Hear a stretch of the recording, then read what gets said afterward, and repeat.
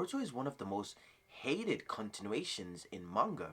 And that is quite strange to me because it quietly does something most shonen would never attempt. Beneath the franchise is one of the most layered mythological framework of the entire franchise. A mystery-driven cast and an evolution of ocular storytelling that goes beyond the Sharingan, the Rinnegan, or any eye we've seen thus far. And honestly, once you see it, it's very hard to unsee. Looking past the hate, I think Boruto is massively over-criticized and often overshadowed by the nostalgia for Naruto. The same ingredient that gives Boruto its identity, it's what makes it very difficult to appreciate. And being a Boruto fan is so hard, especially on an identity that is built on Naruto's legacy. But regardless of how you feel about the series, this video isn't about defending Boruto, it's about understanding Boruto. Because in this video, we are breaking down the mythological structure of the pure eye and how it shows up in very different belief systems. And with each belief comes a very different conclusion about what this eye represents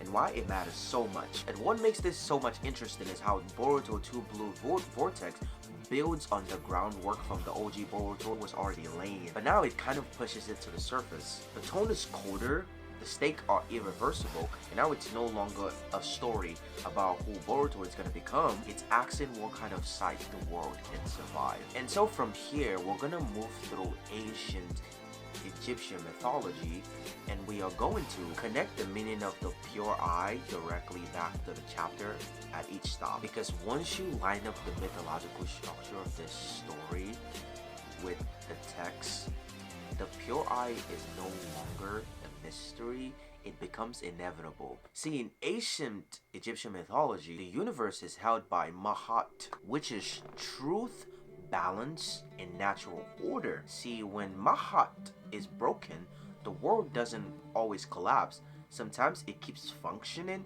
but it functions on a lie. That state is what you call Esfet, false order. This is where the high of Horus comes in. See, when it comes to the high of Horus, the purpose is not to rule or to dominate or to destroy. The purpose is simple, to see what's wrong and restore balance. The eye doesn't control the world, it exposes what doesn't belong there. See, in Egyptian myth, the High of Horus emerges. It isn't like invented. In the Osiris Horus Set cycle, we see Horus battle Set for the rightful order, and then during this conflict, Horus High is torn out or shattered, then the world is thrown into imbalance, and then the eye is later restored. Only after this does it become the High of Horus, which is commonly known as Weth-Hat. I hope I'm saying this correctly, I'm just trying to go through this lore. So mythologically, it doesn't exist as a finished object beforehand. It was not forged or gifted as a divine tool. It becomes significance because it was broken and healed. See, to the Egyptians, the eye wasn't a weapon, it wasn't a spell or like a god-made artifact. It was a symbol of restored order. The meaning is key here. It's pretty much saying truth and balance are not given.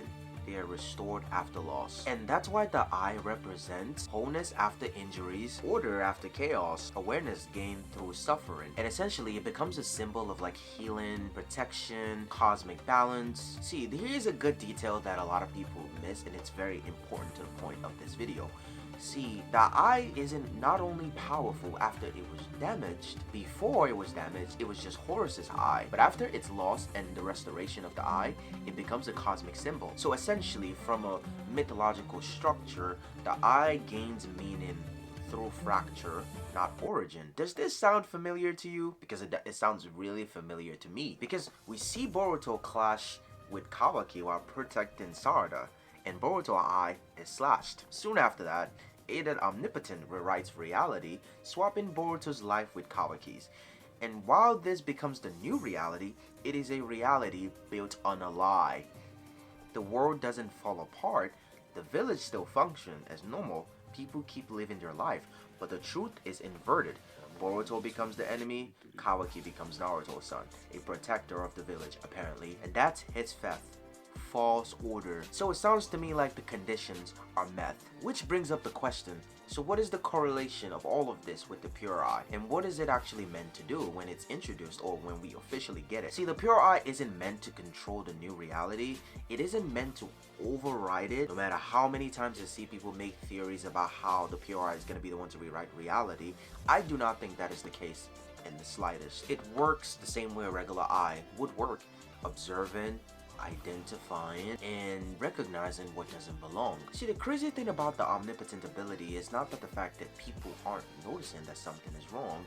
They do notice that something is wrong. What omnipotent actually does isn't erasing doubt. It allows doubt to appear, and then it erases the ability to hold on to it. So the issue here isn't ignorance, it is a retention of consciousness. And this isn't a theory, obviously depending on how you interpret this, but in Boruto 2 Blue Vortex Chapter 2, Boruto obviously talks about how Shikamaru, and people experience this contradiction. They notice the details don't align, they also sense emotional inconsistency, and they have that moment where something just doesn't click. They're like, wait a minute, that's not right, what the hell is going on?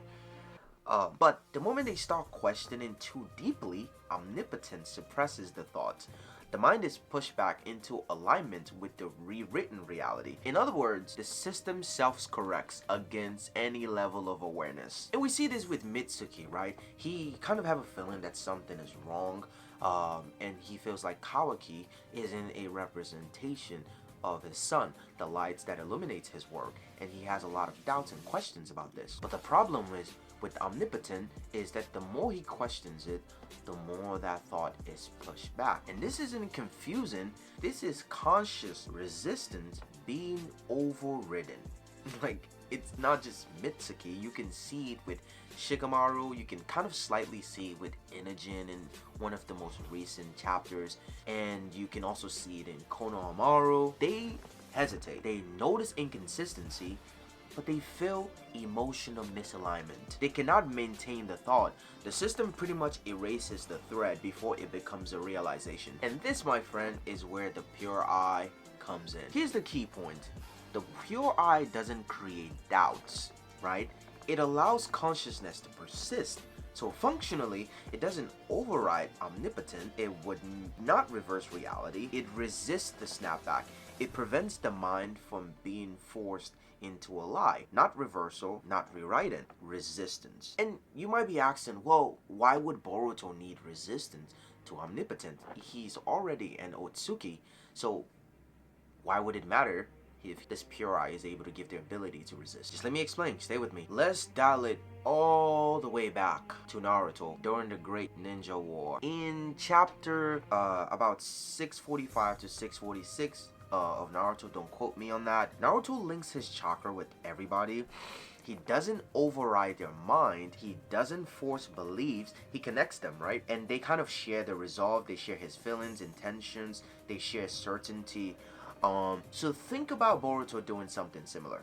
Not globally, not on a war scale, but something smaller, like more precise. Maybe a couple of people that could potentially help in the future against the Otsukis. Essentially, through this chakra connection, Boruto is able to say, like, here's the truth.